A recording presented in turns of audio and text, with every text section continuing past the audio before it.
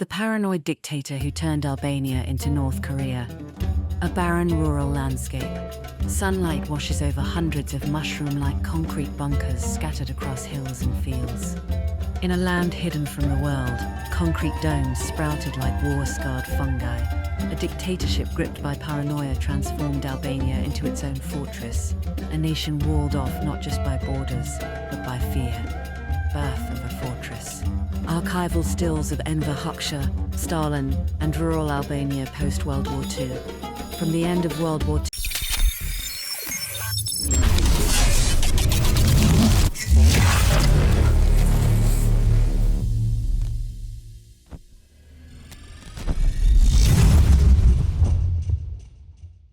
Enver Hoxha rose to power, determined to forge the world's most isolated Stalinist state. Every foreign influence was suspect, beards banned, religion outlawed, all culture reshaped to serve the party. Maps charting Albania's diplomatic isolation. When Khrushchev began de-Stalinization, Hoxha broke with the Soviet Union, then with China, then Yugoslavia. One by one, big brothers abandoned him. Hoxha turned inward, his fear morphing into concrete. Act 2. Bunkerization time-lapse. Time-lapse of bunkers emerging in mountains, cities, and coastlines. Bunkerization began in the late 1960s.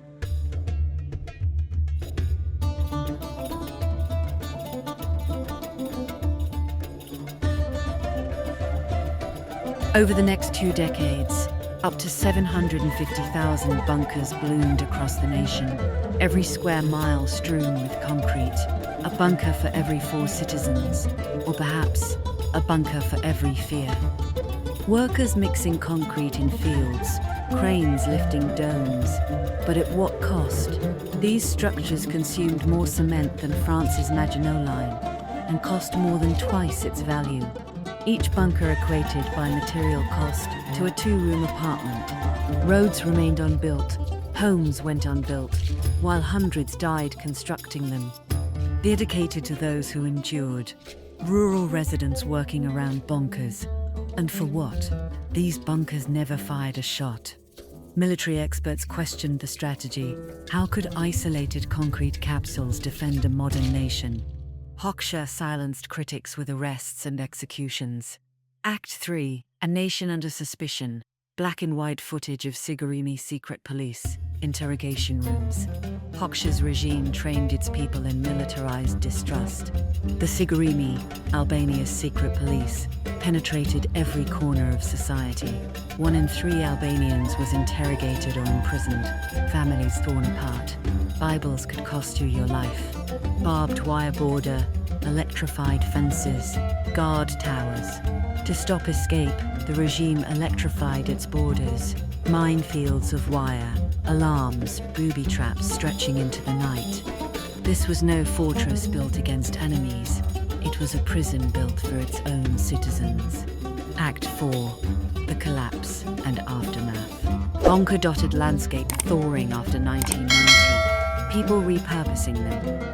When Hoxha died in 1985 and the communist regime crumbled in 1990, the bunkers remained, derelict symbols of paranoia.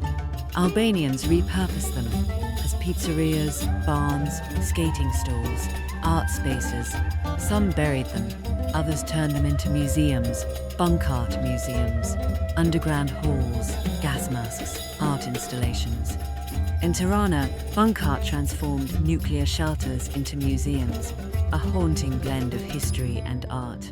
One hall features a bust of Hoxha suspended in a basketball hoop. Another echoes with the voices of victims. Teenagers exploring, painted bunkers, cafes inside bunkers. Some bunkers have become the backdrop to youth rebellion, painted like flowers, used as romantic hideouts, or even spa basements.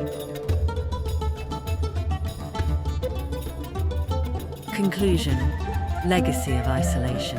Panoramic shots of bunkers stretching across Albania. Albania wasn't turned into North Korea. Its isolation was self-imposed, born of one man's paranoia. Concrete and control sealed it off. but also laid bare the tragedy of a nation turned inward. Modern streets of Tirana, children are playing. Today, Albanians face fresh challenges: hope, identity, and rebuilding. The bunkers remain, silent monuments to a time when fear wrote its story in concrete. Yet in their shells, the story of survival, resilience, and renewal echoes most vividly.